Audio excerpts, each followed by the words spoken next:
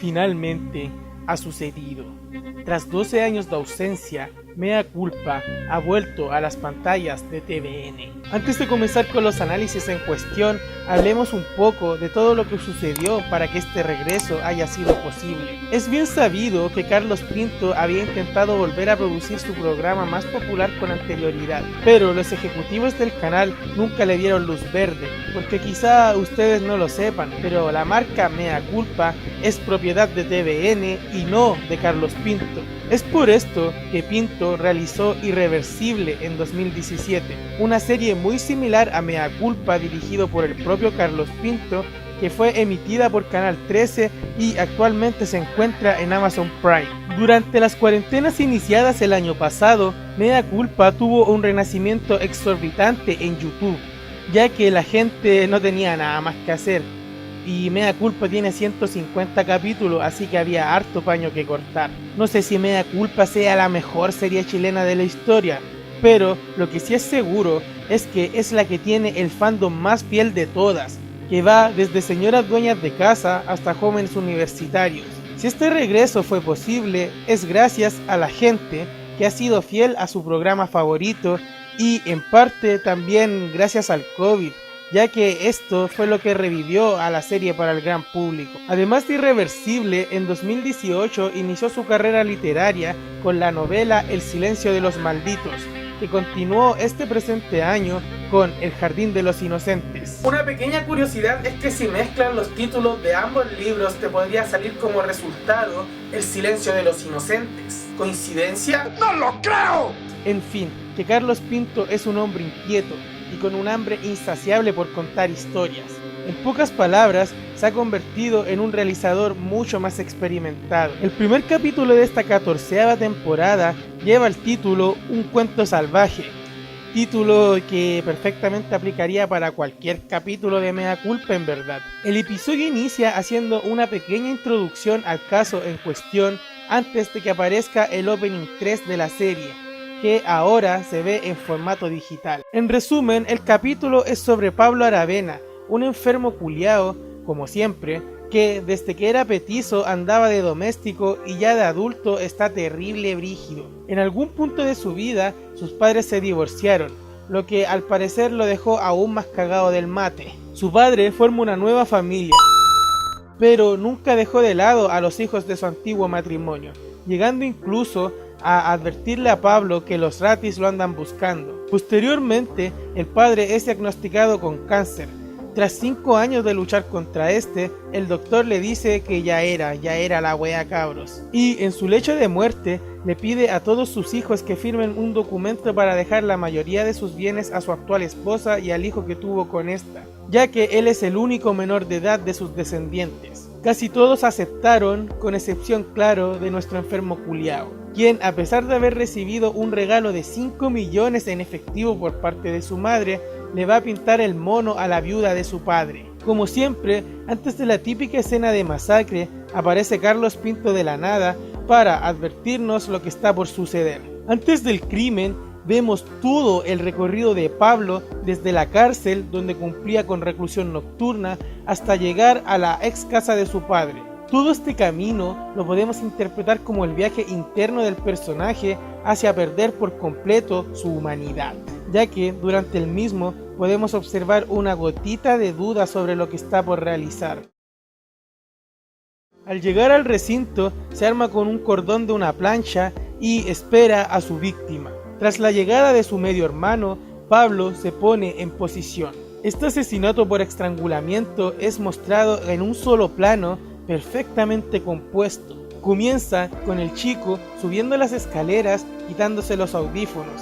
Está entre medio de la baranda a su derecha y un librero a su izquierda, lo que da la sensación que el personaje está encerrado, una metáfora de que su fatal destino ya ha sido escrito. Conforme el muchacho avanza, la cámara retrocede y aparece el agazapado Pablo en el plano.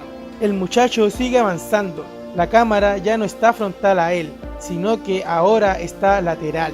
Es en esta composición que el cobarde de Pablo lo ataca por la espalda y lo estrangula hasta la muerte.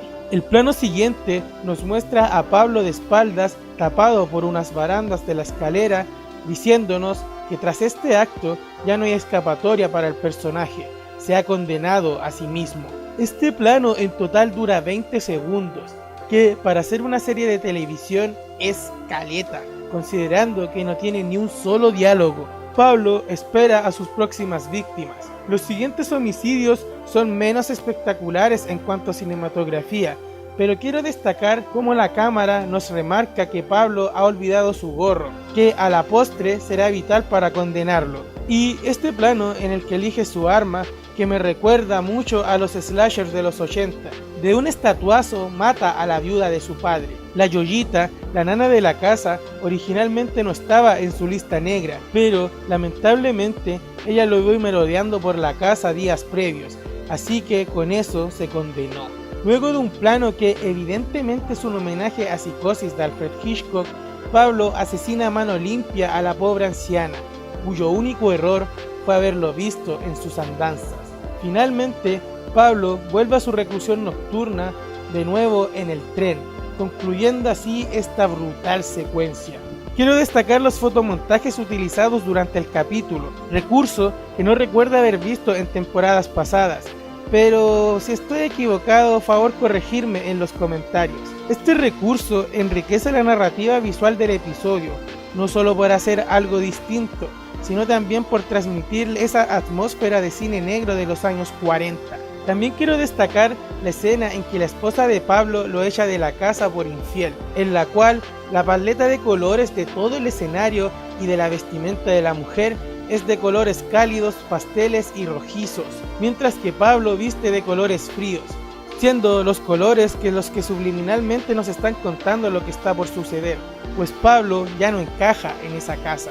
Lo último que quiero mencionar de este episodio es algo que algunos han tomado para la chacota, y es el hecho que en el último tramo de la entrevista con el criminal, las luces comienzan a parpadear y los otros prisioneros comienzan a gritar. Y miren, esto es perfectamente evitable. Fácilmente se podrían acomodar los planos para omitir e incluir este en el que la luz está parpadeante. La razón por la que se dejó, yo creo que es netamente narrativa, ya que esta luz parpadeante, esta luz inestable, ayuda a exteriorizar la inestabilidad mental de nuestro protagonista, de nuestro antagonista más bien dicho. Y las voces de los reos, las voces gritonas, se podrían interpretar como las voces internas que le gritan a este sujeto cada vez que se sale de sus cabales. Y bueno, en fin, este fue un gran primer capítulo de Mea Culpa. Siento que tiene todos los elementos para hacerlo un capítulo entrañable, reconocible al menos. Y ahora vamos a ver qué tal está el segundo. El segundo episodio lleva por título El Chacal de Puerto Montt, uno de los títulos más clásicos dentro de la serie, pero que por lo general son de los mejores. O sea, en mi top 10, 3 episodios eran sobre un chacal. Este caso es del 2014, así que hasta el momento es el más reciente de los mostrados en el programa. Les aplaudo la decisión de presentar en paralelo la vida de víctima y victimario, haciendo un claro contraste entre ambos en su primera aparición. Cristian Barría, el victimario, aparece en la primera escena, entrando a una casa. No tenemos el contexto de lo que está haciendo, pero sabemos que no debe ser nada bueno, no solo por su expresión corporal, sino más bien porque la cámara está en mano y temblorosa, exacerbando la inestabilidad psicológica de este ser. Toda esta secuencia se nos es mostrada en un solo plano de seguimiento que se ve interrumpida solamente por planos detalles que exhiben acciones en específico. Un cartelito nos dice que veremos lo acontecido un año antes, donde se nos presenta a Paola, la futura víctima. Para emparentar a ambos personajes, a ella también se le introduce con un plano secuencia que la muestra entrando a una casa. Pero la gran diferencia entre ambos es, en primera instancia, que a Cristian se le grabó desde la izquierda, mientras que a Paola se le grabó desde la derecha, contrastando inmediatamente a ambos personajes.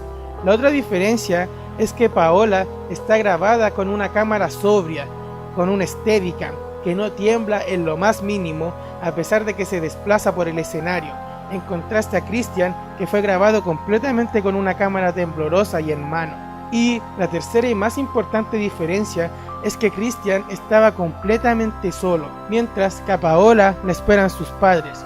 A la postre, esto será fundamental para el desenlace.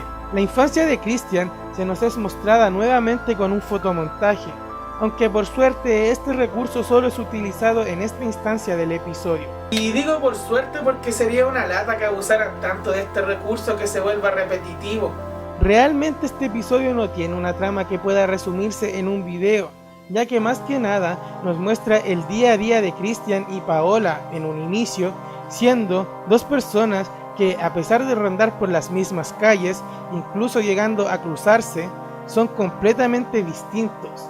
Tanto que mientras la mujer es una profesional que hasta clases hace sobre su oficio, Christian no sabe ni leer ni escribir. El que el episodio haga tanto énfasis en esto no es coincidencia, ya que el propio Christian hace hincapié en esto durante la entrevista final. A pesar de no tener una trama muy concreta, se encargan de establecer códigos visuales que nos harán anticipar el desenlace. Por ejemplo, se muestra que Paola transita frecuentemente por estas escaleras mientras habla por teléfono también, mucho antes de que se nos muestre el crimen. Y también se deja en claro que su colega es muy atento con ella, incluso insinuando que estaba enamorado. Por parte de Christian, se establece que antes de robar, se fuma un pito.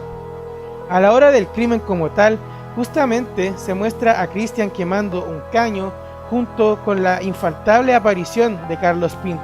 Nuevamente ambos personajes son contrastados a través de la cámara, ya que cuando Christian está agazapándose en la escalera, se nos es mostrado con una angulación picada, es decir, desde arriba hacia abajo, mientras que Paola siempre era mostrada en una angulación contrapicada, o sea, de abajo hacia arriba. Sin embargo, los espectadores entendemos que es el mismo espacio. Y como el capítulo ya había establecido que Christian más pito igual robo y Paola más escalera igual celular, solo queda pensar que el resultado final será perjudicial para esta señorita. Y en efecto, Christian le quita el celular a Paola, pero además le quita algo más importante, le quita la vida y hasta la viola el muy conchetumare. El acto necrofílico es encuadrado con un plano holandés, que es este plano torcido que exterioriza la retorcida mente del chacal. Lo realmente sorprendente en términos narrativos es que el crimen se muestra a la mitad del capítulo, siendo que esto por lo general en Mea Culpa no es mostrado hasta el final, ya que el resto del episodio se centrará en mostrar la inestabilidad de Christian que podemos asociar con la primera escena del episodio, que cabe mencionar nunca se nos vuelve a mostrar. Otro código que se había establecido era la preocupación constante del colega de Paola, que hasta ahora parecía un personaje al peo, pero nada en este capítulo está al peo, ya que es él quien encuentra el cuerpo de la joven, desatando la pena e indignación colectiva. Bueno, como siempre al final lo pillan porque el muy ahueonado se guardó la zapatilla y se la intentó dar a su señora, porque sí, Christian tenía señora, olvidé mencionarlo. Y ya para ir cerrando, quiero destacar este plano previo al primer robo de Christian, en el que está evidentemente distanciado de su mujer, y la cámara nos recalca esta división poniendo literalmente un muro entre ambos, lo que los deja separados dentro del cuadro. El capítulo se titula Adiós al cariño, título que podríamos atribuir a que Jacqueline Yáñez, nuestra protagonista, fue abandonada por su madre a la tierna edad de 8 años, acto que de manera cíclica ella misma repetiría con sus hijas años después. ¿Y a cuál cariño duele más decirle adiós que al de una madre, no? Así que bien ahí con el título, bien ahí. Este episodio es el primero de la temporada en no ser dirigido por Carlos Pinto. Esta labor corrió a cargo de Sebastián Araña Serrano, el esposo de Tamara Costa, director de películas como Azul y Blanco del 2004 o series de televisión como Príncipes de Barrio o Vida por Vida de Canal 13. Series que volví a ver hace poco y podría ser interesante hablar de ellas. Si te interesa, déjame en los comentarios. También ya había trabajado con Carlos Pinto el año 2009, donde dirigió 6 episodios para El Día Menos Pensado y 6 episodios para la entonces última temporada de Mea Culpa. Desconozco cuáles son los capítulos exactamente, así que no puedo mostrar imágenes de ellos, pero si usted lo sabe, si alguno lo sabe, favor dejarlo en comentarios, ya que eso siempre enriquece la información mostrada en este video. La historia del episodio es digna de una película de Martin Scorsese, de esas en las que muestra los inicios, ascenso y caída del personaje principal, ya que eso es básicamente lo que vemos en este capítulo: el inicio, ascenso y caída de Jacqueline Yáñez. Tras el abandono de su madre, la niña, a consecuencia de carecer de cariño, comienza a tener un mal comportamiento en el colegio, aunque por cómo se nos muestra en el episodio, aparentemente era por mera defensa propia, pero vaya a saber uno.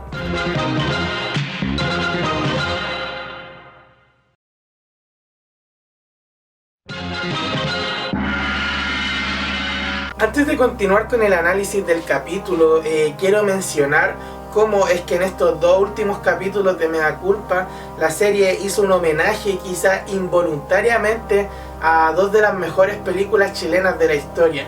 En el capítulo anterior, o sea el segundo, El Chacal de Puerto Montt, se le podría considerar como un pseudo homenaje a la película chilena El Chacal de Nahuel Toro de 1969. Película que forma parte del movimiento conocido como el nuevo cine chileno y dirigida por el director Miguel Litín. Se pueden emparentar ambos casos, no solo porque el título de Chacal, sino más bien por cómo era el chacal en cuestión. Digamos, en ambos casos era una persona que no había tenido la educación ni escolar ni familiar que lo hayan ayudado a formarse como un ser responsable y respetable para la sociedad, y entonces se terminaron convirtiendo en lo más cercano que podrían ser a animales salvajes, lo que eventualmente los llevaría a cometer sus fechorías, sus crímenes, de repente sin realmente tener una mala intención de por medio, sino que simplemente eran animales sin domesticar, lo que se podría considerar como crímenes de la propia sociedad. En el caso de este capítulo en particular, el primer acto, que vendría a ser la parte en que Jackie está robando con otros niños liderados por este adulto que eventualmente se va a sobrepasar con ella, spoiler, se le podría considerar como un pseudo homenaje a la película de Aldo Francia, igual de 1969, igualmente del nuevo cine chileno, conocida como Valparaíso mi amor, en donde vemos a un grupo de niños, de hermanos que quedan guachos y que deben aprender a valerse por sí mismos, siguiendo su instinto de supervivencia básicamente, ya que para no morirse de hambre o de frío, tienen que empezar a trabajar. Y bueno, como son niños sin una guía, se comienzan a involucrar en el mundo de Lampa y comienzan a ejercer distintos cargos en el ambiente criminal de Valparaíso, que es un poco lo que le pasa a esta niña, quedándose sin madre y sin una figura muy potente a la cual seguir, más allá de su abuelito, que bueno, ya está viejito, ya está en la última. Comienza a robar, inicialmente con la intención de ayudar a su abuelo, que aparentemente no le estaba pasando muy bien económicamente. Lo que es un poco triste de cierta forma de esta mención que hago, es que tanto El Chacal de Nahuel Toro como Valparaíso mi amor fueron películas que se hicieron con la intención de criticar un poco a lo que era la sociedad chilena de ese momento, digamos a la sociedad chilena de los años 60. Y los casos mostrados en estos dos últimos capítulos de Mea Culpa son casos contemporáneos, o sea, pasaron la década pasada. Entonces, ¿qué tanto ha cambiado la sociedad chilena realmente? ¿Qué tanto han cambiado las carencias que habían en los años 60 a comparación con las carencias que hay ahora? No sé, yo creo que da para pensar. Anyway, cuando la pequeña Jackie utiliza una cuchilla para cortarle el brazo a su bully, la niña es encuadrada en angulación de cámara contrapicada. Esta angulación se utiliza para engrandecer al personaje fotografiado, ya que lo vemos desde abajo hacia arriba, viéndose enorme. En este contexto se puede atribuir como el descubrimiento del poder por parte de la niña. Posteriormente, las armas blancas se transformarán en sus armas insignia, y este plano nos lo anticipa, con la cuchilla, Jackie se siente invencible. La niña obviamente tiene un crecimiento complicado. Su crianza iba de la mano con su incursión en el mundo criminal, pasando algunos años en el cename, quedando preñada prematuramente para luego abandonar a sus hijas, tal cual hicieron con ella, y no una, sino que 2 veces. Se agradece que esta secuencia de la formación de vida de Jacqueline se haya mostrado en todo el primer acto del episodio, a diferencia de los 2 primeros en los que la historia de origen del criminal se nos contaba a través de fotomontajes, recurso que igualmente es utilizado, pero solo para mostrar un proceso en concreto, en este caso el proceso de abandonar a su tercera hija. Algo a destacar de este fotomontaje es que inicia con una foto que conscientemente es una foto, ya que los personajes salen posando. Otro recurso que utilizan es el de la elipsis de tiempo. Podría explicar con palabras qué es una elipsis de tiempo, pero yo creo que si se los muestro les va a quedar más claro. Elipsis, elipsis, elipsis. Luego de abandonar 3 hijas, pasan los años y Jacqueline se vuelve terrible brígida, liderando una pequeña banda de narcotraficantes que operan desde un restaurante donde ella trabaja de garzona. El polulo de su amiga le es infiel y el muy ahueonao la hace en la plaza donde obviamente podría ser visto por su mina. Ay ay ay, para sorpresa de nadie, efectivamente su mina los ve. Lo interesante de esta escena es que solamente hay 2 personajes vestidos de rojo, la pata negra y la cornuda, con la diferencia que la pata negra lleva un rojo maraco intenso y la cornuda un rojo deslavado. Es más que obvio lo que nos están tratando de decir los colores, ella es la actual y ella es la antigua. Por otra parte, hay un Larry que le debe plata a la Brígida y además de puro cuentearse, intenta sobrepasarse con Jackie, quien podrá tolerar que le deban plata, pero jamás que se pase en la película con ella, así que se tiró nomás. Y por si cabían dudas de cuál será su fatal destino, tenemos la mejor aparición de Carlos Pinto de lo que va de temporada, que como sabemos Carlos Pinto igual a hueón muerto. Jackie y sus lacayos agarran al susodicho luego de que se hizo el hueón durante un par de días y, cual CNI con los comunistas, los torturan al Larry. La Brígida, que vio el capítulo del Rubencito, le pone flor de hachazo. Después invitan al pololo de la flaca a la junta y él también es torturado, a lo Michael Jackson. La Rubencita y sus secuaces se ensañan con el par de Larrys, pero por una vendía terrible al peo, son arrestados por los pacos antes de que terminaran con la vida del par de desgraciados. Y, como siempre, terminamos con la entrevista a la criminal, donde nos enteramos que su hija mayor está presa en la misma cárcel que ella, como si su familia siguiera un ciclo sin fin de abandono y delincuencia. Aspectos a destacar antes de cerrar con el video. Los 2 torturados fueron introducidos con el color rojo, uno de ellos en su auto y el otro con el vestido de su patraña, como anticipando su fatídico y sangriento destino. Otra cosa interesante de esta escena es que cuando la Brígida apuñala al sujeto, dice lo siguiente: Tú entendiste poco en el colegio parece, ¿eh? ¡Ajá, conchetumare! Tú entendiste poco en el colegio parece, ¿eh? Cine.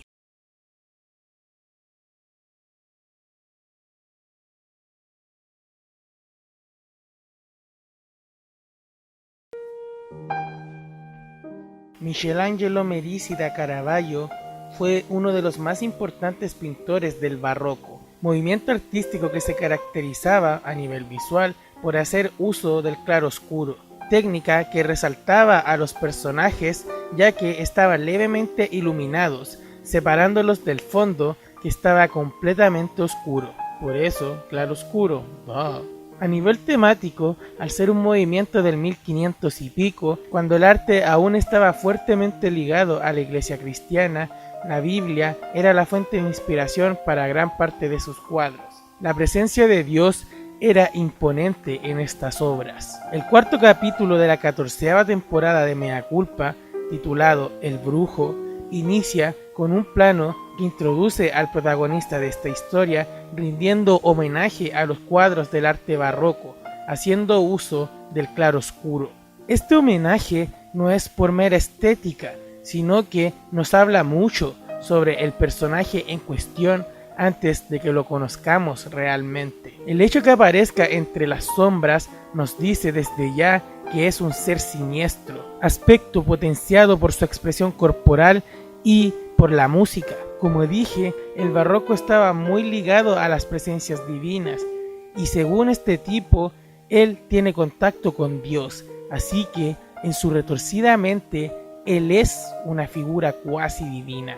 Igualmente, es bien sabido la infinidad de casos de abusos sexuales contra menores que se han cometido por parte de la Iglesia. Como veremos, tan solo segundos después, José Navarro no se queda atrás en este aspecto, pues el muy bastardo abusa de su propia hermana. Y hasta aquí este episodio está teniendo elementos característicos de los capítulos clásicos de Mea Culpa. O sea, tenemos pedofilia e incesto. Lo que es realmente fuerte es que esto sucede en la primera escena. O sea, llevamos 30 segundos de capítulo y ya estamos viendo a un hermano mayor abusando de su hermana chica y... que es probablemente una de las introducciones más fuertes que hemos visto en Mea Culpa, sobre todo si consideramos que, como dije, llevamos 30 segundos y ni siquiera hemos visto la intro del programa y esto ya se está poniendo súper turbio. José era el cuarto hijo de un matrimonio que tuvo 10 en total. Desde chico estuvo convencido de que podía conectarse con Dios.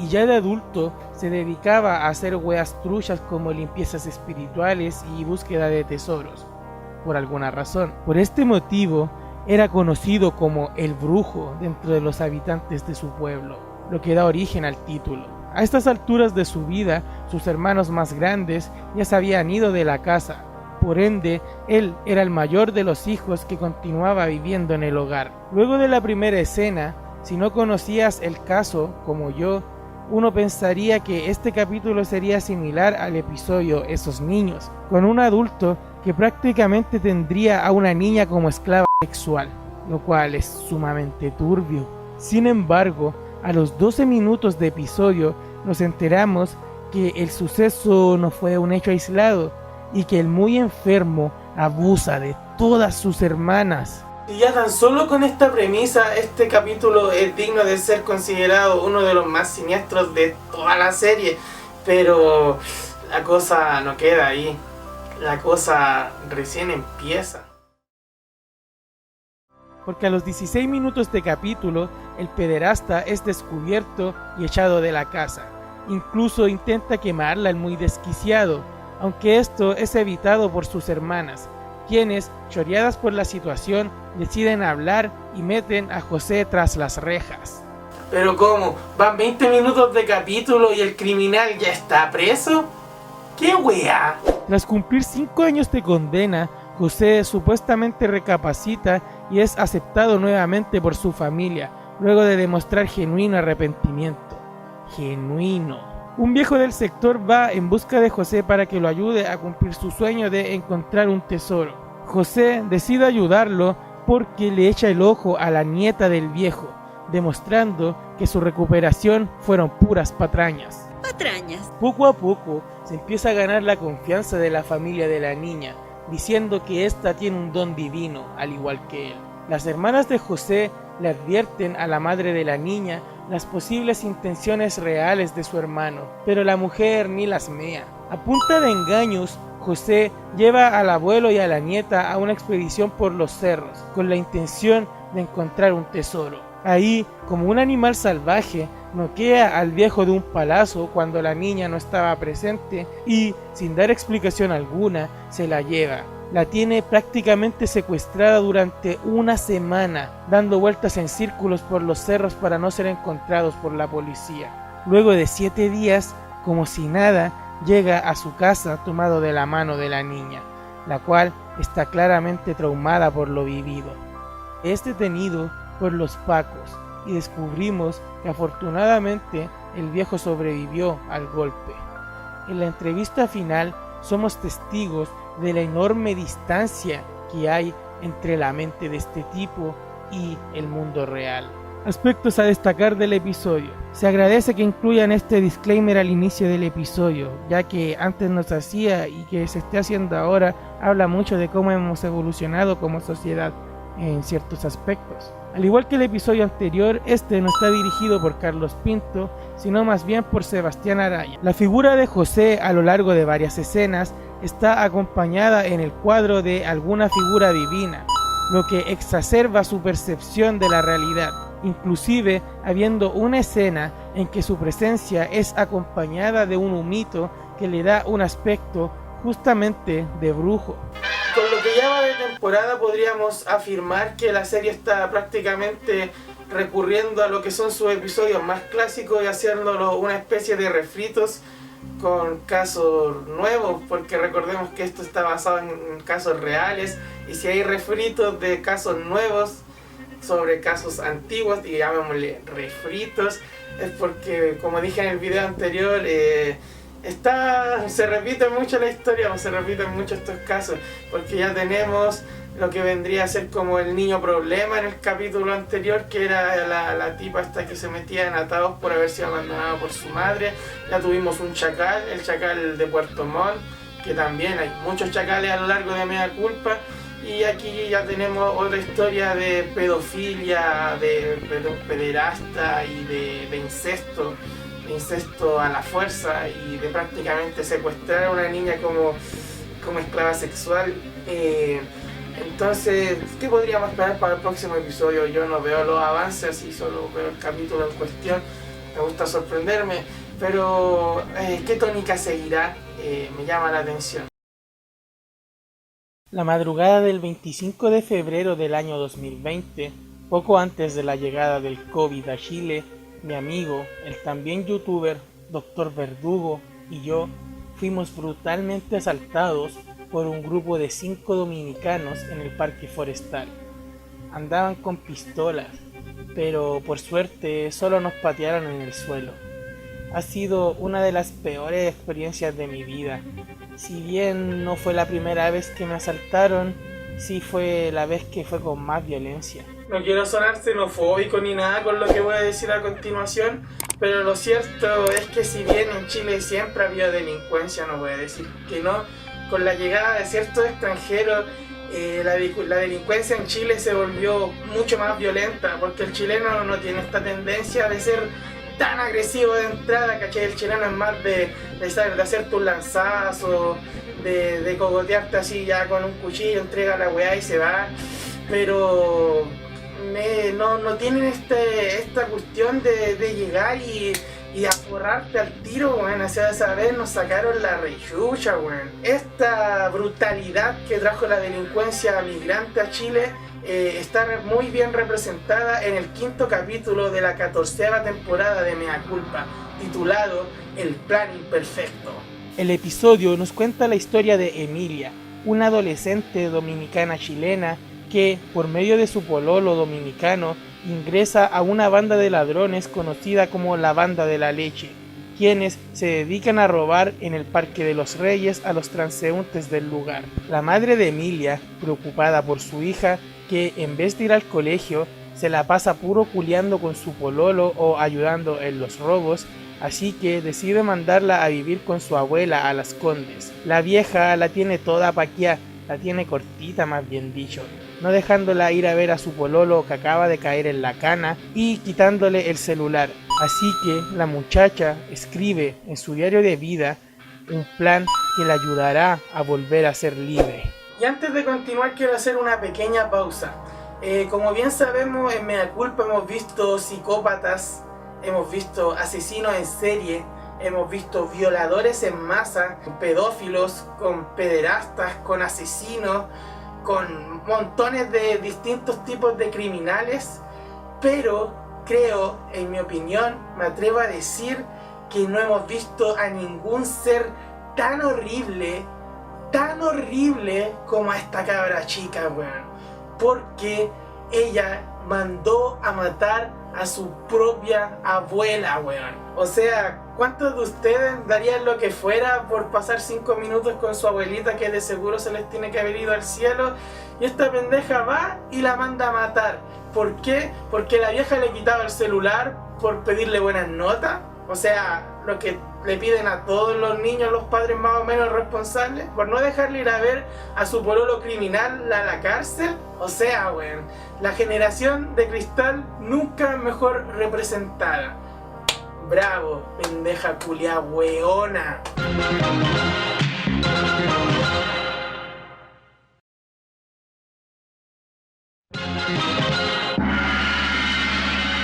Este es el primer episodio de lo que va de temporada en transcurrir en Santiago.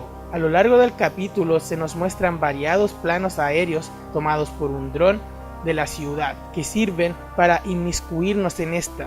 Es también el episodio más contemporáneo de toda la serie, no solo por ser un caso muy reciente, sino más bien por la naturaleza del mismo. Como les dije al principio, las bandas criminales de extranjero es algo que se está viviendo desde no hace muchos años, por lo que este caso no podría haber ocurrido en ninguna temporada anterior de Mea Culpa. Así que lo podríamos definir como el episodio más representativo de esta nueva temporada. Dicho esto, es también el más malo. Hasta el momento nunca había hablado mal de un capítulo de Mea Culpa, y no porque no le encontrara detalles que estaban, digamos, cuestionables, sino que porque siempre las virtudes eran mejores que los detalles que empañaban un poco el resultado final. Sin embargo, ahora es al revés. Sí, siento que lo malo del capítulo está por encima de lo bueno, y les voy a explicar el porqué. Porque comienza mostrándonos a CJ, el líder de la banda, ahí con todo el blim blim, y de repente ¡zas!, lo matan. Entonces, después del opening, nos muestran el fotomontaje que nos cuenta la historia de origen del prota, que ya prácticamente es el sello distintivo de esta temporada, pero no entendemos bien la historia de quién se nos está contando, ya que Carlos Pinto menciona a la hija de un chileno y una dominicana, pero hasta el momento no hemos visto a ninguna mujer, así que es medio confuso todo este fotomontaje. Y al terminarlo tampoco aparece ninguna mujer, sino que nos muestran este plano de la banda de la leche. Recién a la siguiente escena aparece Emilia, y a través de la voz en off, Carlos Pinto nos aclara que esta era la niña mencionada en el fotomontaje. Pero todo esto es confuso, weón, ¿cachai? Porque el capítulo empieza mostrándote a un personaje, a CJ, a CJ, a Carl Johnson, como quieran llamarlo, y después te cuenta el fotomontaje de una niña que no hemos visto, porque hasta ahora, siempre que se muestran estos fotomontajes, ya sabíamos a quién se estaban refiriendo. Sin embargo, ahora nos están hablando de una niña que no tenemos pico idea quién es, y apenas termina el fotomontaje, pasamos de vuelta a este primer personaje que se nos mostró antes de la secuencia de opening. Entonces queda raro, weón, queda raro, así como que no se establece bien al protagonista, y eso es un error garrafal a la hora de mostrar cualquier producción audiovisual, llámese película, videojuego, serie. No podí mostrar mal al protagonista, no podí no hacerle entender al público cuáles van a ser los ojos que nos van a guiar a través de la historia. No te digo que tenga que aparecer al tiro el protagonista, pero establécelo bien, ¿cachai? O sea, aquí les voy a dar un ejemplo de cómo tendría que haber sido esta cuestión. Ya, si van a mostrar el fotomontaje a continuación de la secuencia de inicio, el fotomontaje termina con esta foto de la niña hablando con un dominicano. Se entiende que es un dominicano porque ella, al tener esta nacionalidad, también desde pequeña tuvo relación con sus compatriotas, llamémosle. Esa foto podrían haberla empalmado con la escena en que Emilia está culeando con su pololo, y así entenderíamos a través del montaje quién es la persona a la cual se nos mostró la historia, llámese Emilia. Pero no se entiende y se nos tiene que reiterar a través de la voz en off, siendo que con los recursos que tenían, con las imágenes que grabaron, con las fotos que sacaron, se podía entender solo a través de las imágenes, y no lo hicieron. Error garrafal que comete la serie es la primera escena que nos muestran, que ya en la primera escena vemos a CJ ahí arreglándose y todo, y después vemos cómo lo matan, pero conforme se empieza a desarrollar el capítulo, tú en tu subconsciente le prestas atención a CJ porque fue el personaje que se nos mostró al principio. O sea, tú como espectador entiendes que ya algo de importancia va a tener este personaje, y no la tiene. no la tiene, weón, ¿cachai? Aparece un par de escenas, casi ni tiene interacción con la protagonista, y cuando lo matan, cuando muere, no tiene ninguna repercusión, nadie habla de que lo mataron, no hay ninguna consecuencia para la historia principal después de la muerte de este personaje. Y no entiendo la razón de ser de esta escena. No te digo la razón de existir de este personaje porque ya tiene que estar el líder de la banda, pero no entiendo por qué mostrar que lo matan si no va a tener repercusiones para la trama. Y ya, mira, esta escena podría justificarse diciendo que es para mostrar que la muerte es pan de cada día para los integrantes de esta banda. Ya, puede ser, te la compro.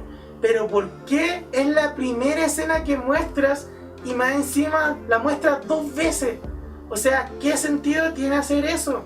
Ninguno. Narrativamente es un desastre este capítulo. Ahora un ejemplo de una escena que habría funcionado mejor como inicio, sin tener que inventarla, sino que usando una de las mismas escenas que ellos mismos nos mostraron, que es la escena en que Emilia se une a la banda. Esa es una mucho mejor escena de introducción porque tenemos, digamos, esta gente externo que vendría a ser Emilia, o sea, nuestra protagonista, los ojos del espectador en la historia, entrando a un mundo nuevo para ella, que es este mundo criminal.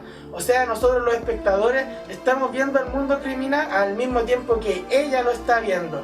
O sea, es una introducción perfecta. Después de esto se podría haber mostrado el opening, después el fotomontaje que se podría empalmar con la escena que ya les mencioné, y todo el inicio habría sido mucho más orgánico y tú como espectador ya estaríamos, digamos, más al tanto de cómo más o menos podría ir la historia.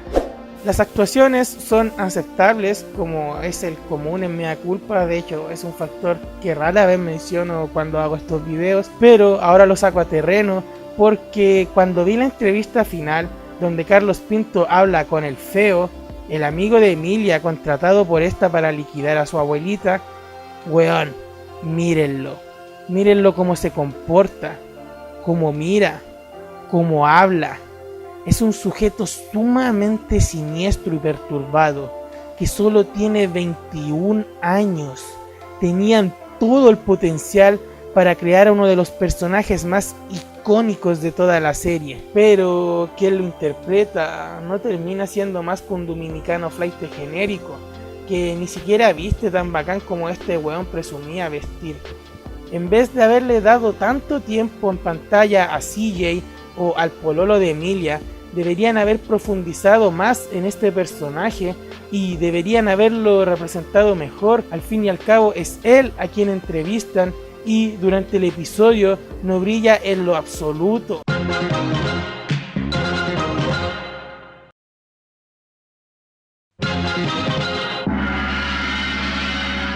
Algo que se podría haber hecho, que es un recurso que no es ajeno a Mea Culpa porque lo he implementado en muchas ocasiones, que es el mostrar en paralelo la historia de 2 personajes. O sea, se podría haber ido mostrando en paralelo la historia de Emilia con su abuela y todo esto y su integración a la banda, con la historia del denominado Feo, y haber mostrado, digamos, sus andanzas un poco más, haberlo presentado como un ser despiadado, porque ya a la hora en que Emilia le pide que sea de sicario, si bien nosotros lo hemos visto robando y todo eso, no lo hemos visto, digamos, siendo tan frío, siendo tan agresivo como para que acepte tan rápidamente esta propuesta de asesinato, que en el fondo se va a tener que manchar las manos.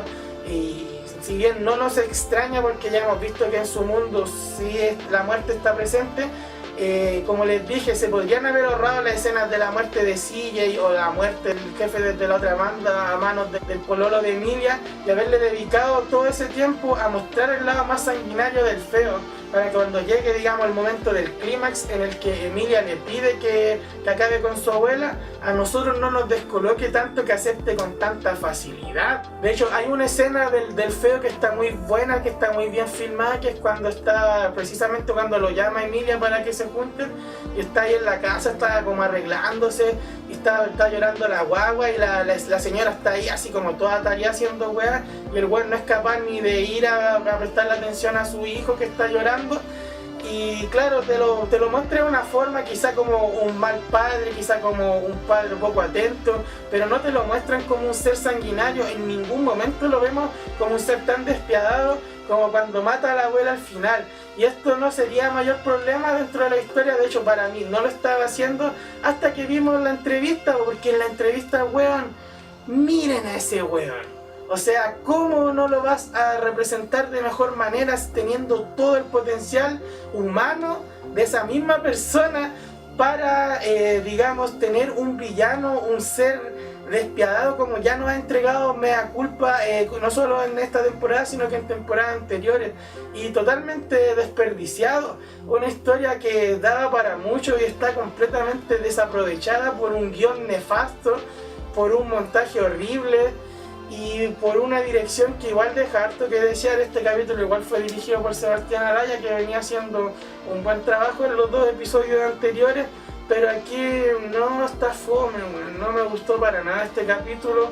Me gusta que transcurra una historia en Santiago, me gusta que cuando transcurra una historia en Santiago le saquen el provecho a la ciudad y la muestren constantemente como casi como un personaje más, porque digamos, de cierta forma la ciudad de repente podría llegar a obligar a los delincuentes a actuar, y me gusta que se utilice ese recurso, pero más allá de eso no puedo rescatar mucho porque está todo flojo, weón. Así como el plan de Emilia fue imperfecto, este es un capítulo muy, muy imperfecto.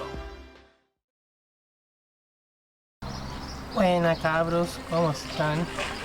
Finalmente sucedió, weón. Por fin Mea Culpa vino a grabar aquí a Cerro Navia. Ese hospital que se ve ahí, puta, estará como 1,5 kilómetros, 2 kilómetros de mi casa.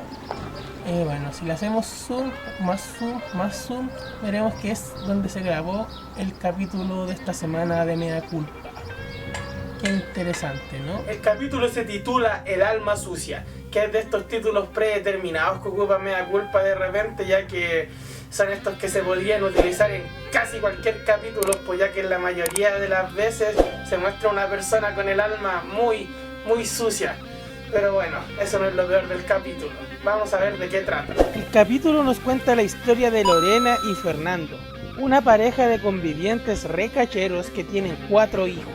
El menor de ellos, de solo 4 meses de edad, un día, de la nada, comienza a mostrar extraños síntomas. En un principio, pareciera ser que la trama del episodio se centrará en la doctora tratando de descubrir la extraña enfermedad que aqueja a este pequeño niño, que incluso lo llevó hasta la muerte, y que la resolución de dicho misterio no llegaría sino hasta el final. Pero no, al tiro se nos muestra que es la propia Lorena quien está infectando a su hijo con tramadol. Si el capítulo anterior nos mostró a una nieta que mandó a pitearse a su abuela, este nos muestra a una madre que se pitió a su hijo y aparentemente pretende hacerlo con cada uno de ellos, porque un año después utiliza el mismo método para acabar con el hijo que sigue, el que tiene 3 años. Y bueno, el capítulo no tiene mucha historia, la verdad. Nos muestra a la esposa del Kramer como la doctora que intenta descubrir qué es lo que le está pasando a estos niños, así como un House pero con menos gracia. En paralelo, la mamá del siglo le va inyectando tramadol al receptáculo de su hijo cada vez que va de visita, hasta que en un punto ambas historias se cruzan y la doctora Paloma pilla a la Big Mama con las manos en la masa. La denuncian, descubren que la muerte de su primer hijo fue por consecuencia de sus actos, luego de que lo desentierran y le realizaran exámenes. Y bueno, la ñora cae en cana y su marido la manda a la rechucha porque puta, le mató un hijo e intentó matar otro. Normal. Y puta, si bien este capítulo no es tan horrible como el anterior, sí que tiene varias carencias. La principal, sin duda, es que está abordado desde lo que vendría a ser un drama médico, que es este subgénero que le da una vuelta al género policial, cambiando la figura del detective por la figura del doctor, pero que en esencia sigue siendo un individuo que está tratando de resolver un misterio. En el caso de los dramas médicos es el doctor tratando de resolver qué enfermedad tiene su paciente. y el capítulo está tomado desde esa forma. Se podría haber ejecutado un capítulo excelente desde esa perspectiva, ya que se nos muestra ahí a la señora de Kramer como investigando, tratando de cachar qué es lo que está aquejando a estos niños. Y está bien, weón, la idea está súper buena. El problema es que para que este género funcione, nosotros los espectadores tenemos que ir descubriendo las cosas a la par con el doctor, para así mantenernos intrigados en lo que es el misterio de qué es lo que está sucediendo. Sin embargo, nosotros desde el principio sabemos qué es lo que le está pasando a los niños, desde el principio sabemos quién es la responsable, y desde el principio que perdemos intriga por el supuesto misterio, porque el misterio es solo para la doctora. Para nosotros no hay ningún misterio, y no solo porque en el minuto 13 se nos muestra efectivamente a Lorena cometiendo el crimen, sino que porque desde la primera escena que aparece tiene cara de culpable, ¿vos cachai? O sea, la vemos así como haciendo weá escondida, la vemos así como con cara de que no está tramando algo bueno. Nosotros desde la primera escena que aparece Lorena sabemos que ella va a ser la mala. Entonces es raro que hayan decidido así como abordar el capítulo desde un drama médico, pero haciendo de lado todo lo que hace especial a este género, porque a nosotros como espectador no sentir un real misterio por lo que está aconteciendo, se vuelve aburridísimo y es reiterativo, y siento que muestran a cada rato las mismas escenas, y que las mismas escenas no nos están llevando a nada, y que eso que no nos está llevando a nada nos está llevando a ninguna otra cosa más. Y ver a la doctora tratar de resolver algo que nosotros ya sabemos es fome, weón, es aburrido. Y más encima tienen el descaro de utilizar un recurso súper frecuente en este género, que es el de las pistas falsas, que bueno, como el nombre lo dice, es el de plantear pistas que podrían llevarnos a una eventual conclusión, pero que terminan siendo nada que ver, que es solamente para despistar al espectador. Y que esta escena, que de hecho es como con la que comienza el capítulo, en la que el padre de los pibitos ahí va como a decirle a la doctora, acá tiene la teoría de que como él fumaba marihuana cuando joven, probablemente eso le alteró la genética a sus niños y por eso están sufriendo esto. Pero ni la doctora le da bola, la doctora que no sabe qué es lo que le está pasando, ni ella le da importancia a esta supuesta pista falsa. Y a nosotros nos importa mucho menos todavía, porque sí sabemos que él no tiene nada que ver. Pero lo peor de todo es que cuando la doctora Paloma descubre la verdad, ni siquiera es porque haya sido a través de sus investigaciones, sino que es porque efectivamente ve a Lorena con las manos en la masa, ve a Lorena inyectándole el tramadol a la cuestión del suero de su hijo. Y es súper anticlimático, weón, así como que estuvo todo el capítulo tratando de descubrir qué weón, y al final esas investigaciones no ayudaron en nada, porque para descubrir qué fue lo que pasó, literalmente tuvo que ver al criminal con las manos en la masa. Entonces, ¿qué sentido tiene haber mostrado toda su investigación si al fin y al cabo eso no iba a llevar a absolutamente nada?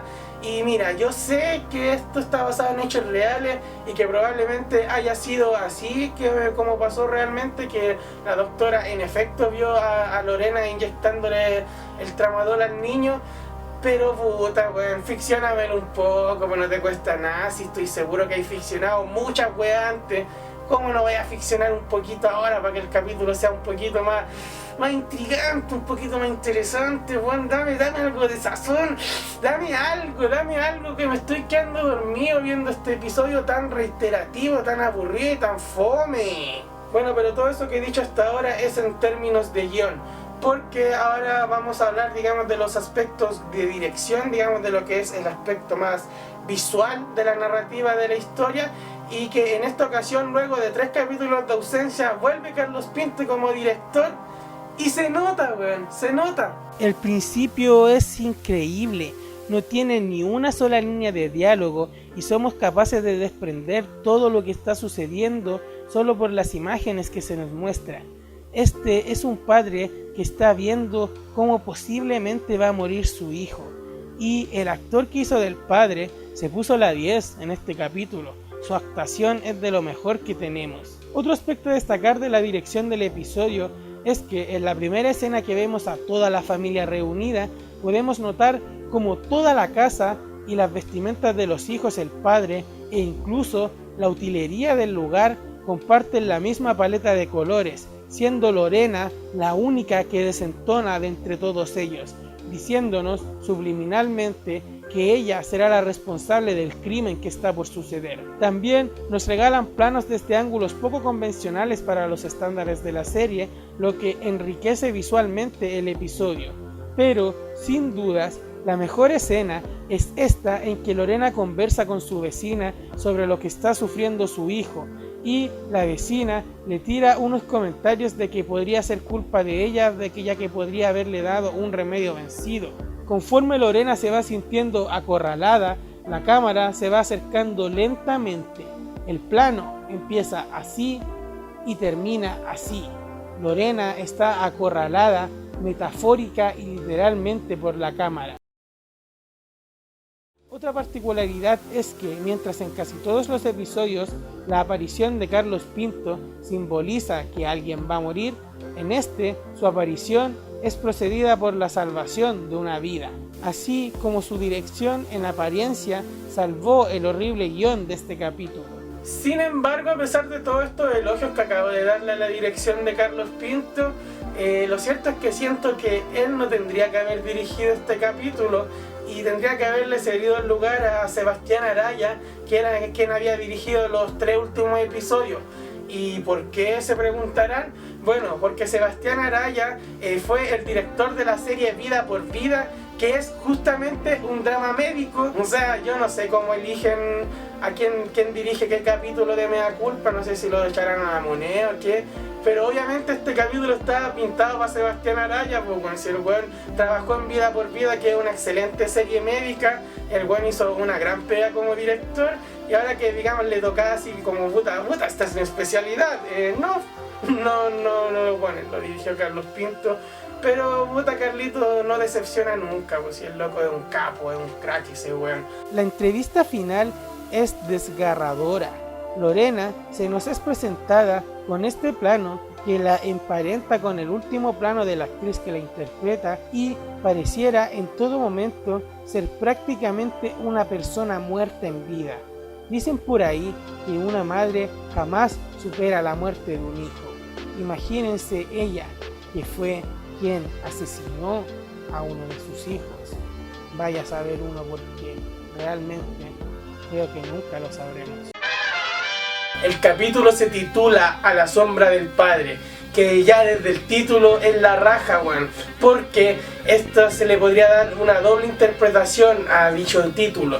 El primero, el más evidente, es que el sujeto en cuestión que se nos muestra es un delincuente, al igual como lo fue su padre en su momento, así que digamos que no le perdió el rastro a su progenitor, entonces por ende está a la sombra del padre. La segunda interpretación que le podríamos dar es que, bueno, al final del capítulo el hombre, como todo buen delincuente, se vuelve evangélico y por ende está, digamos, a la sombra de la palabra del Señor, o sea, en otras palabras, a la sombra del Padre nuestro. Pero bueno, no nos adelantemos a los hechos y como siempre vamos por partes. Como ya es tradición, el capítulo comienza mostrándonos una escena que no volveremos a ver hasta harto rato más adelante. En concreto, es la escena de uno de los crímenes. Lo que realmente intriga es la presencia de una muchedumbre que está por alguna razón afuera de la casa. Después del opening, tenemos la sorpresa de que no se nos muestra el fotomontaje con la historia de origen del villano, como ya venía siendo costumbre durante esta temporada. Hasta el momento, la única otra excepción había sido el episodio que yo consideraba el mejor hasta la fecha, o sea, el de la Brígida. Con estos antecedentes podríamos afirmar que quizá los fotomontajes simplifican demasiado la historia de origen de los criminales, tanto que nos impide a nosotros como espectador realmente generar una empatía, una conexión con ellos, y por eso los capítulos que se nos han mostrado que prescienden de utilizar este recurso como única forma de contar toda la historia de origen del villano, nos ayudan a empatizar un poco más con el sujeto en cuestión, ya que lo vemos crecer, lo vemos siendo niño, lo vemos pasando, digamos, ciertas penurias, Así que bien. Soy de la idea de que el fotomontaje deberían utilizarlo solo para mostrar acciones en concreto y no para mostrar toda la vida del criminal. Bueno, tampoco creo que sea necesario mostrar toda la vida del criminal en todos los capítulos de Mea Culpa, pero asimismo no creo que sea necesario mostrar fotomontaje en todos los capítulos. Por tercer episodio consecutivo nos situamos en Santiago, aunque no sabemos específicamente en qué año. Alamiro padre se nos presenta como un analfabeta que ha pasado casi toda su vida entrando y saliendo de la cárcel por diversos delitos. Su esposa y su hijo Alamiro Jr. van frecuentemente a visitarlo. Para el niño, ir a la cárcel es prácticamente un panorama de fin de semana, por lo cual termina normalizando este ambiente. Quiero destacar la presencia de Eduardo Avendaño entre los extras, también conocido como el fan número 1 de Mea Culpa, a quien ubico por su video 5 capítulos perdidos de Mea Culpa, que les voy a dejar el link en la descripción, y aquí lo tenemos haciendo un cameo. Nada imposible, weón. You know well. Alamiro padre sale de la cárcel e intenta llevar una vida honrada, pero rápidamente se aburre de sacrificarse tanto para ganar tan poco, por lo que se infiere que vuelve a delinquir, pero esto no quita que intenta ser un padre atento y presente con Junior, e intenta inculcarle que siga estudiando para que no tenga que caer en la delincuencia como él. Lamentablemente, las acciones valen más que las palabras, y para Junior, ver a su padre irse arrestado significó mucho más para su crianza que los dichos de este. ¡Papá! Ahora sí tenemos el fotomontaje que sirve para hacer un salto en el tiempo hasta ver a Junior convertirse en Miro, un narcotraficante, que un día, como cualquier otro, conoce a Georgina. Sin demasiado esfuerzo comienza una relación con ella. Miro le dice a Georgina que es vendedor de lo que sea, y después la madre de la minita le revela porque por una vieja chepa se enteró de que es vendedor de pasta base. A pesar de esto, la joven continúa con él porque este se la engrupe con que está juntando plata para comprarse una casa y que se puedan ir a vivir juntos. La Lolita queda preñada, así que ahora serán una familia feliz, se supone. Después de un tiempo, Alamiro logra juntar los 20 millones para comprarse su casa nueva, pero el tipo se resiste a dejar su oficio como le había prometido a la niña, y ante tanta insistencia de esta, Miro le pone un soplamoco, por lo cual se separan. Para sumarle más drama, Georgina le dice a su madre que está embarazada de nuevo. Quiero destacar que si bien se menciona que Miro es narcotraficante, en ningún momento se nos muestra este mundillo, ya que todo este segmento está visto desde la perspectiva de Georgina. Y lo destaco porque ya hace un par de capítulos atrás tuvimos un episodio que mostró muy bien lo que es el mundo de los narcos en Chile, y mostrarlo un par de semanas después nuevamente habría sido reiterativo, así que obviamente tenía que mencionarse porque es el oficio al que se dedicaba nuestro protagonista. Pero está bien que le den esta vuelta, ¿cachai? Más que mostrarlo directamente, se pasa así como a segundo plano, visto desde lo que está viendo la señora del narco, no necesariamente lo que está viviendo el sujeto en cuestión. A pesar de que están separados y que las niñas crecen sospechosamente rápido, Georgina y Miro siguen pisando cuando la muchacha va en busca de la pensión. Aparentemente el negocio de Miro ya no marcha del todo bien, porque le da menos plata. Y esto claramente lo tiene acogotado, por lo que ahoga sus penas en pisco. Esta escena nos muestra al personaje entre la oscuridad exteriorizando sus sentimientos más sombríos. Es entonces que llega Georgina por su dinero, pero Miro, que está curado, drogado y fuera de sí, la amenaza con una pistola, regalándonos el mejor plano de lo que va de temporada. Un plano subjetivo de Miro, con la pistola a la mitad del cuadro, apuntando a su señora, con los vecinos que llegaron por los gritos detrás de la víctima, limitándose a observar la situación. Digo que este es el mejor plano de todo lo que va de temporada, no solo porque está encuadrado de forma bien bonita, que lo está, sino más bien por lo que representa dicho encuadre. Si nos ponemos un poquito críticos podríamos llegar a la conclusión de que es medio absurdo, de que si te están apuntando con un arma, quizás no directamente a ti, pero están apuntando con un arma hacia tu dirección, tú te quedas ahí como weón sin moverte, sin hacer nada, porque puta, estáis corriendo un peligro de muerte prácticamente, po. Pero este plano siento yo que lo que intenta representar es al programa Mea Culpa como tal y todo lo que este programa conlleva. La pistola vendría a representar la muerte que se nos muestra en el programa semana a semana, y Georgina obviamente vendría a representar a las víctimas que vemos en cada capítulo, y los vecinos de atrás, los que están sapeando, poniendo en riesgo su vida para ver la situación, representa lo que vendrían a ser los espectadores de Mea Culpa. Porque miren, si estamos todas las semanas viendo casos de asesinatos, a la larga se nos está generando un daño a nuestro subconsciente, a nuestra psiquis, aunque claro, sabemos que es ficción y todo esto, está basado en hechos reales. Y el estar viéndolo constantemente, de cierta forma, te está afectando psicológicamente. No se está afectando porque yo también lo estoy viendo, no lo estoy diciendo esto para nada desde el hombro para abajo. Pero entonces podríamos asumir que esto es un peligro para nosotros y aún así no nos corremos, al igual que la muchedumbre que está ahí viendo todo este espectáculo, porque no nos corremos, porque en el fondo nos gusta el morbo, nos gusta ver qué va a pasar, ¿cachai? Nos gusta ver Mea Culpa, y este plano vendría a representar todo lo que significa ver Mea Culpa. Luego del mejor plano de la temporada, tenemos el segundo mejor plano de la temporada, claro, homenaje a The Irishman, y tenemos de vuelta la escena del principio, pero ahora con el contexto completo. Posterior a este acto, Miro se va en cana, al igual que su padre, rindiendo homenaje al título del capítulo. En la cana se vuelve el Big Boss de su sector, teniendo guardaespaldas y todo. Gracias a sus influencias en la cárcel, logra reencontrarse con su padre y tienen una conversación que hace eco con la que tuvieron años atrás. En la misma, Alamiro padre destruye la romantización de la cárcel que él mismo había hecho en un principio, dejando reflexivo a Alamiro hijo, pero no por mucho, ya que debe demostrar por qué es el Big Boss, agarrándose a estocazos con un Kuma que se rehusaba a pagarle el peaje, al que finalmente termina asesinando. Eduardo Avendaño, que tiene el poder de la juventud eterna, ya que recordemos que así estaba cuando Alamiro era chico y así ahora que Alamiro es adulto, le va a avisar que los pacos están buscando al culpable del asesinato.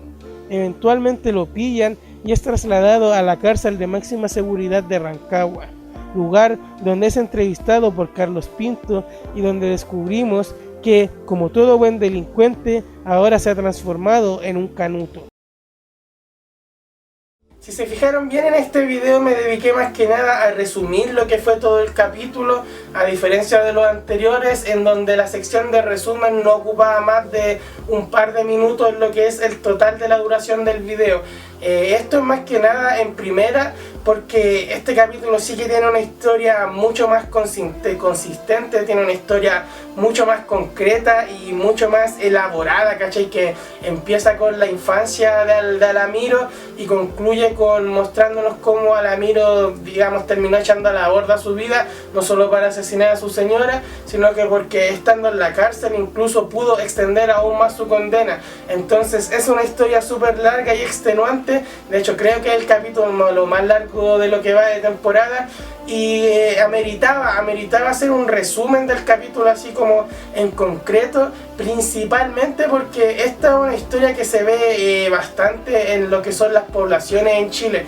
Me refiero al hecho de que está esta niña bonita, ¿cierto? Que nacida y criada en una pobla, pero que es bastante atractiva, bastante educada, pero al estar en este entorno en el que ella vive, se da mucho que estas jovencitas terminen involucrándose sentimentalmente e incluso formando familia con estos tipos que se ganan en la esquina a tomar y a volarse y todo eso. Y yo no soy quien para decirte con quién te involucres sentimentalmente y con quién no, pero como pudimos apreciar en este capítulo, hay que saber bien cuándo dar un paso al costado. si hay violencia de por medio, si el tipo ya te está dando señales de que no es un buen sujeto, de que es capaz de hacerte daño, es necesario dar un paso al costado. Por más que el weón te haga sentir especial, si te está golpeando, si te está haciendo un daño psicológicamente, tenés que estar clara, tú tienes que seguir con tu vida por otro lado, porque si te quedas con él, vas a terminar como Georgina, que bueno, su vida terminó muy prematuramente. Y no fue nada sorpresivo porque en el fondo el tipo ya había dado indicios de que no tenía ningún problema en hacerle daño. Pero bien, a pesar de todo lo bueno que he dicho de este capítulo, tiene ahí un par de errores que hay que destacar. El primero de ellos es que cuando Alamiro es niño, uno de sus tíos creo que lleva a la casa para que les cuiden unas cosas que se acaba de robar. Y si nos fijamos, hay cámaras digitales y celulares touch que claramente no existían en el momento que ocurrió ese robo supuestamente, porque eso tiene que haber sido, no sé, finales de los 90, principios de los 2000, entonces no, está raro eso. Sé que Mea Culpa no es una serie que se caracterice precisamente por ambientar bien el pasado, ¿cachai? Nunca lo ha hecho de maravilla, no es su fuerte en lo absoluto, pero es un detalle así, puta, o sea, está claro que no habían cámaras digitales ni celulares touch a fines de los 90, o sea, no sé, fueron unas camaritas de rollo, no son tan difíciles de conseguir, bueno, yo aquí tengo una, ¿cachas? O sea, no, esta weá la compré en la feria, no sé, no es difícil de conseguir, pues cosa de ir a darse una vuelta a la feria de las pulgas y lo podéis maquillar un poquito más el capítulo. De la mano con esto mismo, el paso del tiempo durante el capítulo se siente bastante raro, porque ya Alamiro se muestra que está con Georgina y se ve que tienen una hija, y después se menciona que Georgina está embarazada de nuevo, y después vemos que las hijas van al jardín y todo. Entonces no se entiende bien cuánto tiempo pasa entre un acontecimiento y otro. Hay momentos en el que te ponen que pasó un año entre una escena y la siguiente, pero hay otro en el que no cacháis bien cuánto tiempo ha pasado, y todo se vuelve mucho más confuso con la entrevista final, donde nos enteramos que Alamiro cayó a la cárcel a los 22 años, ahora tiene 35, creo que lleva como 13 años preso, pero entonces, ¿cuántos años tenía cuando se metió con Georgina? Porque ¿cuántos años tiene la hija? Porque ya Alamiro, creo, me hago una idea así como basándonos en lo que vimos en el capítulo, que cuando Alamiro conoció a Georgina debe haber tenido 18, 19 años. Bueno, y vean al actor, ¿a dónde va a tener 18, 19 años? En cada pato tendrá. Y no es nada en contra de él, o sea, el weón hizo muy bien su trabajo en este capítulo. Es un gran actor este tipo, no recuerdo el nombre ahora, pero lo he visto en Enigma, lo he visto en El Reemplazante, lo he visto en Pacto de Fuga, es un buen actor y aquí hizo bien la pega y todo. Pero no tiene 18, ¿cachai? O sea, si de verdad quería usarlo, no sé, maquíllalo bien, ¿cachai? Ya sería ponerle una chasca, ¿cachai? Con las chascas por lo general la gente se tiende a ver más joven. No sé, pues algo, sobre todo porque Georgina sí se ve lolita, ¿cachai? Sí se ve así bien que podría tener unos 18, 19 años, pero el weón ni cagando. De hecho, me llamaba la atención de que Nelly dijera como, oye, ¿por qué estoy con este weón tan viejo? Y claro, pues al final entendís que porque el weón tenía como su misma edad, solo que el actor, no sé, no te digo que no haya estado bien elegido, sino que está mal caracterizado. Y bueno, eso es todo lo que tengo que decir respecto a este capítulo, ¿cachai? Si bien tiene estos errores que les acabo de mencionar, esto para nada empaña el resultado final del episodio.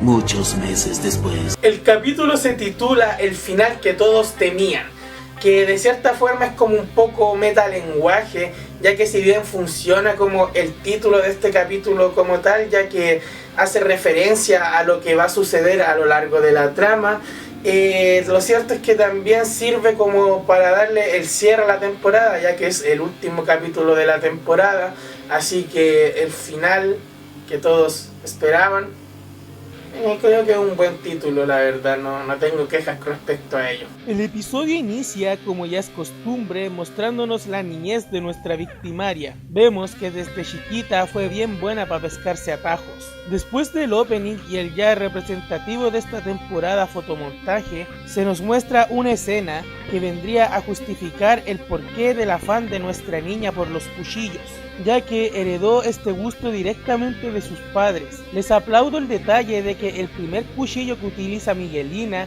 es exactamente el mismo que utiliza su padre.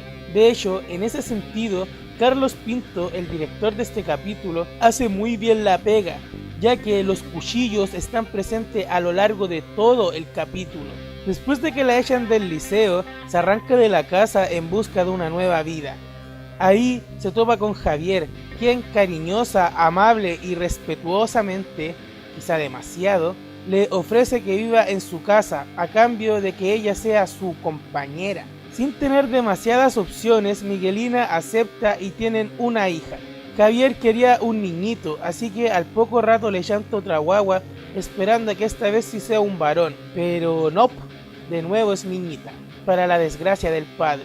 Hasta este punto el actuar de Javier es un poco entendible todavía, porque bueno, quería un varón, no lo tuvo a la primera, quiso optar por una segunda opción, tampoco le salió a la segunda, pero bueno, tenéis dos niñitas, pues supongo que vaya a ser muy feliz ahora, ¿cierto? ¿Cierto? No, porque aquí viene el plot twist. Al final tuvieron 6 hijos, porque recién el sexto fue el varón que tanto estaba buscando Javier. O sea, son como los Weasleys, pero a la inversa. Y eso en verdad es bastante enfermizo, weón.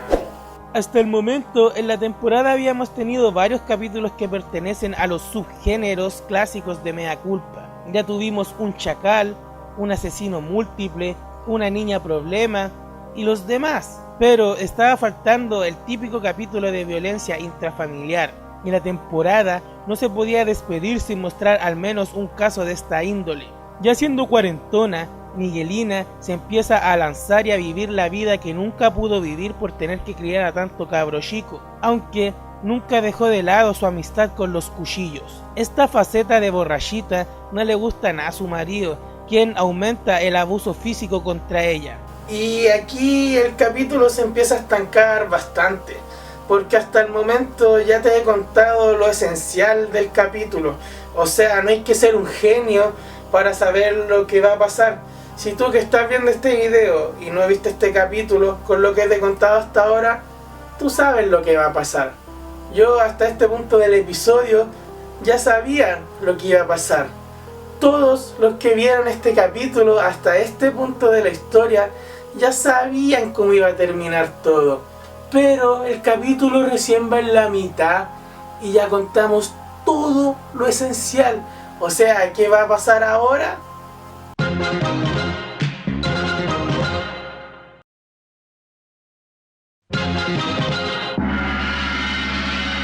Aquí en adelante, todas las escenas parecen ser calcos de escenas anteriores. Y realmente yo ya me estaba choreando harto. Tuvo que aparecer Carlos Pinto con su mejor entrada de la temporada y diciendo su frase más icónica: nada hacía presagiar.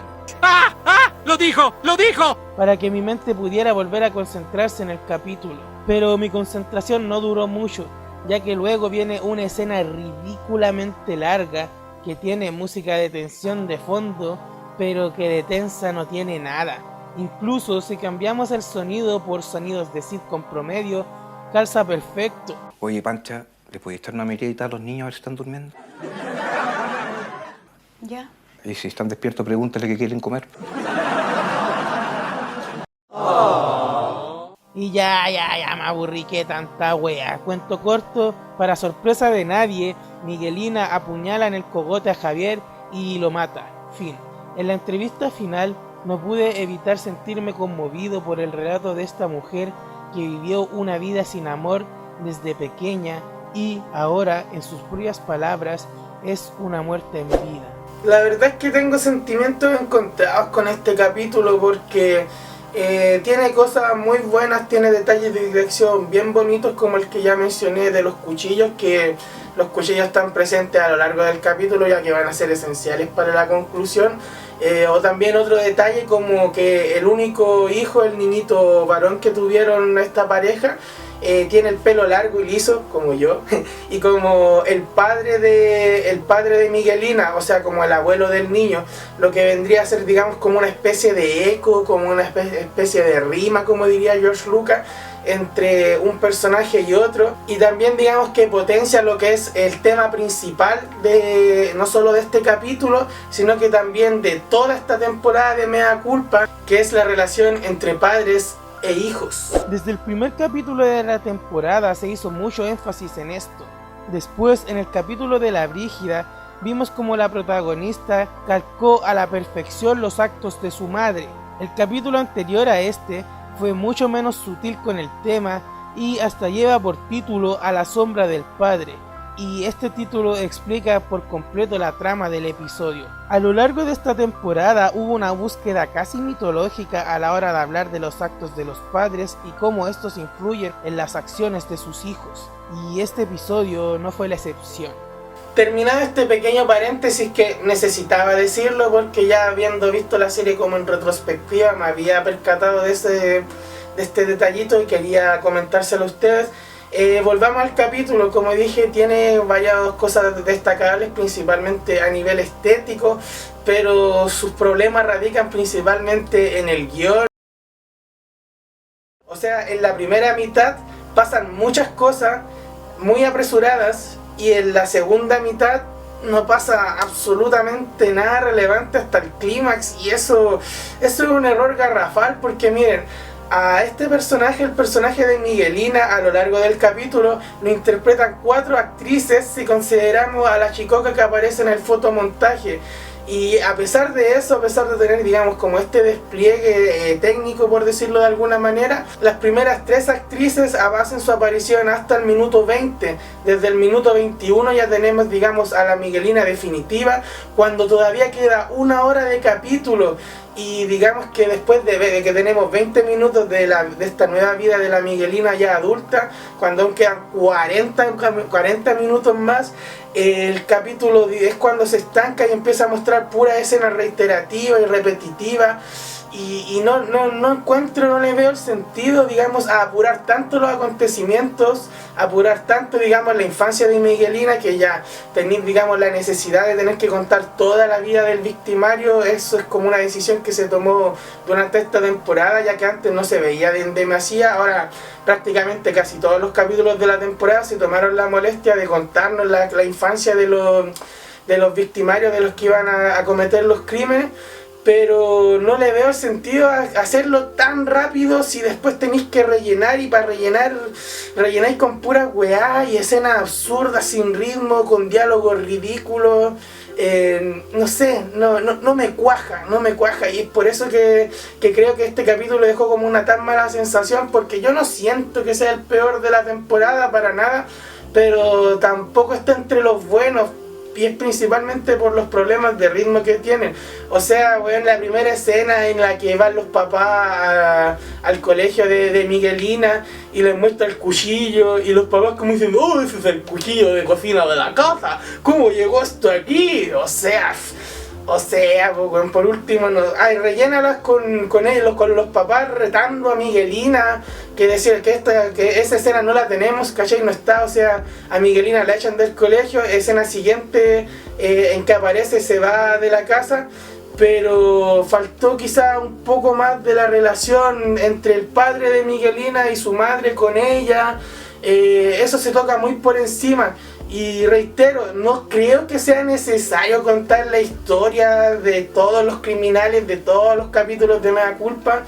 Me parece un poco insípido, a veces poco interesante, pero sin embargo, en este caso lo que pasó, vuelvo a lo mismo, es que a la mitad del capítulo se quedaron sin historia que contar. Entonces, ¿para qué apuráis tantos acontecimientos si después no vais a tener acontecimientos ni alguno para mostrar al espectador, ¿cachai? Entonces, por ese tipo de cosas siento que este capítulo sí está así como mal. está mal llevado. Pero bueno, esa es mi opinión. Si tienes otra opinión completamente contraria o apoyas mi opinión, puedes dejarlo en comentarios. Recuerda dejar tu like, suscribirte y todo eso. Les recomiendo activar la campanita de notificaciones. Y eso, pues, muchachines, el link al Instagram en la descripción. Y sin nada más que agregar, se despide acá Barbarroja. Nos vemos en un próximo video. Adiós.